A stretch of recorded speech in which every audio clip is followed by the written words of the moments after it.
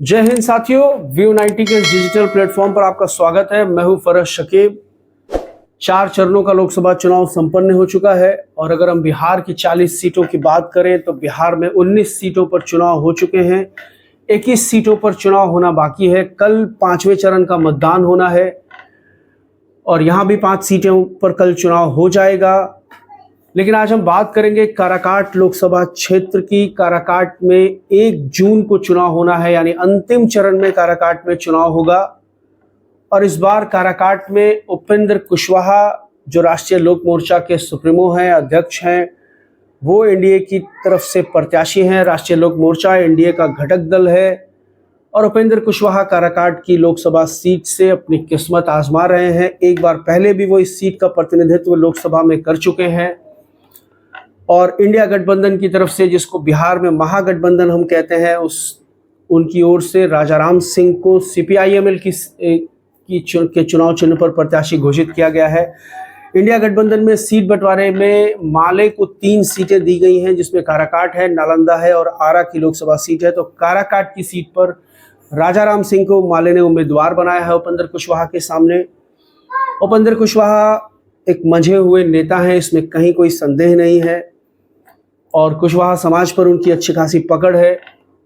एक निर्विवाद नेता के रूप में वो जाने जाते हैं कुशवाहा समाज में। लेकिन इस सीट पर चुनाव इस बार त्रिकोणीय हो चुका है, त्रिकोणीय होता हुआ दिख रहा है। जैसा कि कल हमने आपको बताया कि हाजीपुर में भी इस बार चिराग पासवान की राहें उतनी आसान नहीं है जितनी कभी उनके पिता के लिए हुआ करती थी। और हाजीपुर में खुद चिराग पासवान अगर ये सोच रहे थे कि ये उनके लिए बहुत सेफ सीट है, तो आज इस हकीकत को चिराग पासवान भी रियलाइज कर रहे होंगे कि वहाँ शिवचंद्र राम, जो राष्ट्रीय जनता दल के प्रत्याशी हैं, बहुत ज़बरदस्त टक्कर देते हुए उनको दिखाई दे रहे हैं। काराकाट की लोकसभा सीट की अगर हम बात करें तो पहले थोड़ा सा इसको हम विस्तार से समझ लेते हैं कि 2008 से पहले काराकाट की लोकसभा सीट विक्रमगंज के नाम से जानी जाती थी। 2008 में जब नया परिसीमन हुआ, उसके बाद काराकाट लोकसभा सीट अस्तित्व में आया और काराकाट की लोकसभा सीट के अंतर्गत आने वाली जो 6 विधानसभा सीटें हैं, उसमें रोहतास जिले की 3 सीट है, जिसमें नोखा, डेहरी और काराकाट हैं। और औरंगाबाद जिले में आने वाली 3 विधानसभा सीटें हैं, ओबरा, नबीनगर और गोह। ये 6 सीटें काराकाट लोकसभा सीट के अंतर्गत आती हैं और इन 6 सीटों पर इस वक्त महागठबंधन का कब्जा है। काराकाट में सीपीआईएमएल के विधायक हैं और शेष जो 5 सीटें हैं वहाँ राष्ट्रीय जनता दल के विधायक हैं। अब हम जातीय समीकरण को थोड़ा समझ लेते हैं तो ईबीसी वोटर्स वहाँ 30% है, ओबीसी लगभग 28% है, जनरल यानी राजपूत, ब्राह्मण और भूमियारों की संख्या तकरीबन 18% है, मुसलमान लगभग 13% है और एससी समाज की जो आबादी है वो लगभग 18% है। सबसे बड़ी जो जाति है कुशवाहा जाति वहाँ वोटर के तौर पर है और उसके बाद जो दूसरी सबसे बड़ी जाति है, मतदाता जाति है, वो यादवों की है, यादव समाज की है। और उसके बाद राजपूत समाज आता है तीसरे नंबर पर, जिनकी संख्या तकरीबन 2 लाख के आसपास बताई जाती है। तो ये उस सीट की डेमोग्राफी है। अब बात करते हैं 2009 में जब नया परिसीमन हुआ तो उसके बाद से 3 जो चुनाव हुए हैं, 2009, 2014 और 2019, इन तीनों चुनाव में कुशवाहा जाति के उम्मीदवार को ही वहाँ जीत मिली है। 2 बार महाबली सिंह वहाँ चुनाव जीते हैं और 1 बार उपेंद्र कुशवाहा वहाँ चुनाव जीते हैं।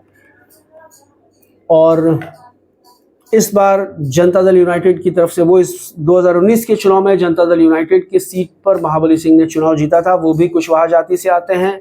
लेकिन इस बार उनका टिकट काट दिया गया है और उपेंद्र कुशवाहा के खाते में वो सीट चली गई है, तो वहाँ से उपेंद्र कुशवाहा उम्मीदवार हैं।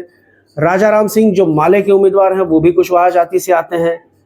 तो दोनों आमने सामने के उम्मीदवार जो हैं वो कुशवाहा जाति से आते हैं। लेकिन तीसरे उम्मीदवार के तौर पर पवन सिंह की एंट्री हुई है। पवन सिंह भोजपुरी के पावर स्टार माने जाते हैं, उनकी एक अलग बड़ी फैन फॉलोइंग है। भोजपुरी इंडस्ट्री में उनका एक अलग जलवा है, एक अलग दबदबा है। वो बड़े रिनोड फेस हैं भोजपुरी इंडस्ट्री के, आरा ज़िले के रहने वाले हैं और राजपूत जाति से आते हैं।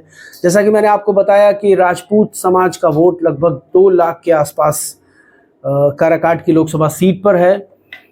तो अगर राजपूत समाज के वोटों में पवन सिंह सेंधमारी करने में कामयाब हो जाते हैं तो प्रत्यक्ष रूप से इसका नुकसान उपेंद्र कुशवाहा को होगा, इसमें कहीं कोई संदेह नहीं है। और उपेंद्र कुशवाहा के साथ एक बड़ा फैक्टर ये भी है, अगर उनका प्लस फैक्टर देखा जाए तो मोदी का फेस है उनके पास, और लोगों में ये चर्चा है कि अगर उपेंद्र कुशवाहा इस बार जीत जाते हैं चुनाव और मोदी की सरकार की वापसी हो जाती है तो उपेंद्र कुशवाहा निश्चित रूप से मंत्री बनाए जाएंगे। जबकि दूसरी तरफ जो राजा राम सिंह हैं वो भी कुशवाहा जाति से आते हैं, और जो इस बार का जो चुनावी समीकरण बिहार में दिख रहा है, जिस तरह का वोटिंग पैटर्न बिहार में दिख रहा है कि लव कुश समीकरण जो है, जिसको नीतीश कुमार का कोर वोटर माना जाता है या एनडीए का कोर वोटर माना जाता है, उसमें इंडिया गठबंधन बहुत व्यापक पैमाने पर डेंट लगाने में कामयाब हुआ है। और अगर ये वाला जो फैक्टर जो लालू प्रसाद ने जिस तरह की जातीय गोलबंदी की है टिकट वितरण में, अगर वो काम कर गया तो उपेंद्र कुशवाहा के लिए बहुत मुश्किल हो सकती है। पवन सिंह एक बड़ा सरदर्द बने हुए हैं ऑलरेडी उनके लिए, जबकि पवन सिंह भाजपा के नेता हैं। क्या भारतीय जनता पार्टी ने उपेंद्र कुशवाहा का कद छोटा करने के लिए पवन सिंह को निर्दलीय मैदान में उतारा है? लेकिन इसकी संभावना कम है, क्योंकि यहाँ अगर उपेंद्र कुशवाहा हारते हैं तो बहरहाल प्रत्यक्ष रूप से नुकसान तो नरेंद्र मोदी का ही होना है। यह भी हो सकता है कि पवन सिंह को मैदान में इसलिए भेजा गया हो ताकि नीतीश जी और कुशवाहा यानी उपेंद्र कुशवाहा दोनों के कद को छोटा किया जा सके। हम बहुत स्पष्ट रूप से अगर देख रहे हैं जिस तरह का एनडीए गठबंधन बिहार में दिख रहा है, जो उसका स्वरूप है, बज़ाहिर तो लोक जनशक्ति पार्टी, राष्ट्रीय लोक मोर्चा, जीतन राम मांझी की हिंदुस्तानी अवाम मोर्चा, भारतीय जनता पार्टी और जनता दल यूनाइटेड का एक गठबंधन है बिहार में, लेकिन उनके नेताओं के बीच जो आपसी सामंजस्य बनना चाहिए वो कहीं सार्वजनिक रूप से दिखता नहीं है।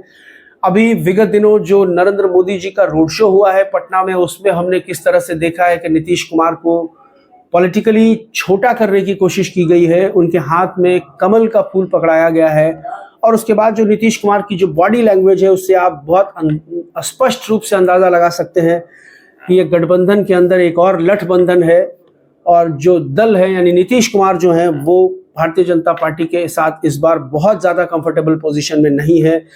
अगले दिन प्रधानमंत्री के नामांकन में भी नीतीश कुमार नहीं गए और चर्चा ये आई कि नीतीश कुमार बीमार है। तो बज़ाहिर तो एनडीए गठबंधन दिखता है, लेकिन अंदर ही अंदर खाने सब एक दूसरे के खिलाफ काम कर रहे हैं, इसमें कहीं कोई शक नहीं है। चिराग पासवान फैक्टर जो 2020 में भारतीय जनता पार्टी की तरफ से अप्लाई किया गया था नीतीश कुमार का कद छोटा करने के लिए, अब नीतीश कुमार के जो कार्डर्स हैं, नीतीश कुमार का जो कोर वोटर है, वो 20 का बदला 24 के नारे के साथ जो है मैदान में है, और कहीं ना कहीं एनडीए के प्रत्याशी को मजा चखाने की उसकी योजना है। और तमाम जो है महापंचायतें हो रही हैं, सभाएं हो रही हैं, उनके जो नेता हैं, उनके जो प्रभावशाली नेता हैं, नीतीश कुमार के स्वजातीय जो नेता हैं, वो मैदान में खुलकर एनडीए के खिलाफ काम कर रहे हैं। और काराकाट में भी ये चीज़ें आपको देखने को मिलेंगी।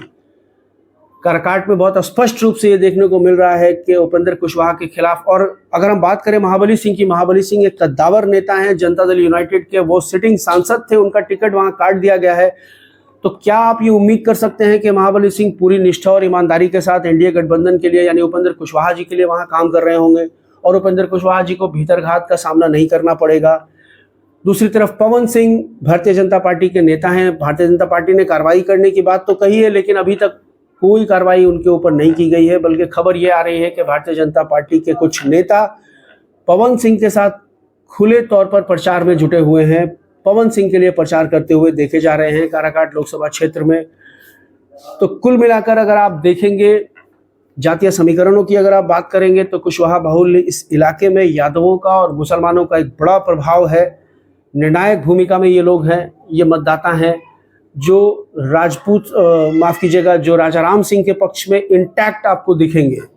और राजा राम सिंह अगर अपनी जाति का वोट उपेंद्र कुशवाहा के अनुपात में ज़्यादा लेने में कामयाब हो जाते हैं तो राजा राम सिंह के रास्ते उपेंद्र कुशवाहा की तुलना में बहुत आसान होते हुए दिख रहे हैं। पवन सिंह का जो फैक्टर है वो राजा राम सिंह को डैमेज करने के बजाय उपेंद्र कुशवाहा को डैमेज करता हुआ ज़्यादा दिखता है। बहरहाल चुनाव के नतीजे 4 जून को आएंगे, 1 जून को मतदान होना है। 1 जून से पहले क्या कुछ तब्दीलियां होंगी काराकाट लोकसभा क्षेत्र में, इस पर भी हम नज़र रखेंगे।